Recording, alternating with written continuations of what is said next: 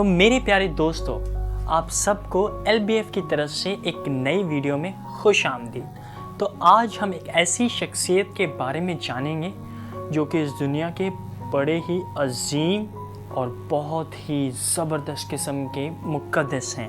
آئیے تو ہم شروع کرتے ہیں۔ تو میرے پیارے دوستو، جس شخصیت کا ہم اتنی دیر سے ذکر کر رہے تھے، تو آئیے ہم اس کی پیدائش پر پہنچ چکے ہیں۔ تو 1195 کی دہائی میں پرتگال کے شہر لسبن میں ایک بچہ پیدا ہوتا ہے جو کہ دنیا کا ایک عظیم مقدس بننے کو تھا۔ جی ہاں، اس کا نام فرنینڈو تھا۔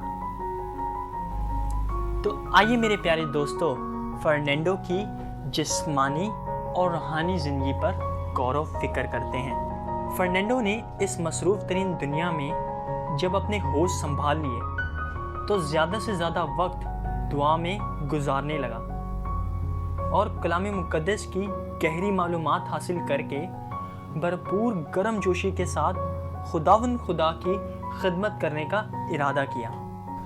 15 سال کی عمر میں فرنینڈو اگستینین جماعت کی مونسٹری کا انتخاب کر کے کلام مقدس کا مطالعہ، خداوند یسوع مسیح سے عقیدت اور نظم و ضبط کے ساتھ زندگی گزارنی شروع کر دی۔ اور کچھ سال گزرنے کے بعد جو ہی اسے پتہ چلا کہ مراکش نامی ملک میں کچھ فرانسیسی جماعت کے راہبوں کو انجیل مقدس اور یسوع المسیح کی بشارت کے سبب سے شہید کر دیا گیا، ان راہبوں کی بہادری اور شہادت کے ایسے جذبے کو دیکھ کر یہ اس قدر مضبوط ہو گیا کہ اپنے آپ میں ہی ارادہ کیا کہ میں اب فرانسیسی جماعت کے راہبوں کی سرپرستی میں سیکھوں گا۔ جب فرانسیسی جماعت میں شامل ہو چکا تو اپنا نام اینتھنی رکھ لیا۔ اینتھنی کی منادی کا انداز بیاں ایسا تھا جو کبھی نہ دیکھا اور نہ ہی سنا تھا۔ وہ سچائی کی باتیں اور معجزات کی وجہ سے خوب شہرت حاصل کرنے لگا۔ ہمدرد لوگوں سے ہمدردی سے پیش آتا تھا۔ جہاں بھی وہ جاتا اور منادی کرتا تو وہاں لوگ ہجوم کی صورت میں جمع ہو جاتے۔ ایک مرتبہ ایسا ہوا کہ اینتھنی ایک شہر میں منادی کرنے پہنچا، مگر لوگوں نے اسے سننے سے انکار کر دیا۔ تو اینتھنی دریا کے کنارے منادی کرنے لگا اور مچھلیاں پانی سے باہر آ کر اس کی بات سننے لگی۔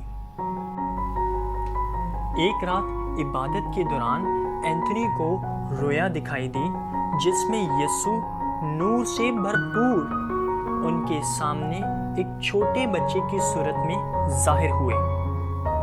یہ لمحہ ان کی زندگی میں گہرے ایمان کی علامت بن گیا۔ وہ ایک استاد ہونے کے ساتھ دنا اور مہربان معلوم ہوتا تھا۔